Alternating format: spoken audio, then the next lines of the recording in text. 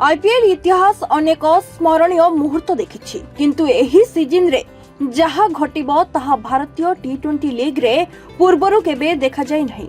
IPL रे प्रथम थर पई बापा एवं पुओ परस्पर मुहामुही हेबे। आईपीएल 2026 मार्च 28 तारिख रु आरंभ हो जाइछि। लीग रो 19तम सीजन रे प्रथमार्ध वर्तमान चलिछि। वर्तमान प्रश्न हेउछि एही सीजन रे बापा एवं पुओ दल केबे परस्पर मुहामुही हेबे। आईपीएल रे आमे केबे सही ऐतिहासिक मैच देखिबु। प्रथमे असंतु जानिबा सही बापा एवं पुओ किए।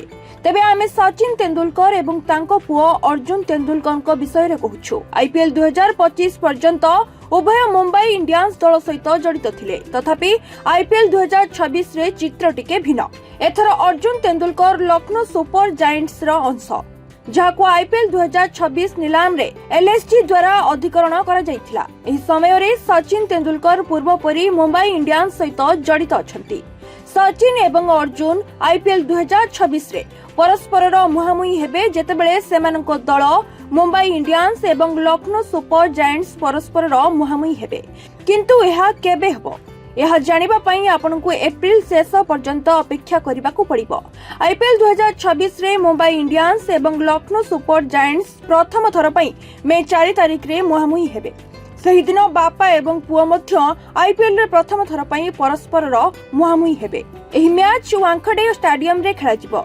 सचिन तेंदुलकर मुंबई इंडियंस रो परामर्शदाता, से दल को टिप्स दियंती। यार त्रुटि गुडी को दर्शाई से गुडी को संशोधन करिवार उपाय परामर्श दियंती। तांको पुओ अर्जुन तेंदुलकर एक सीजन रो खेलाड़ी।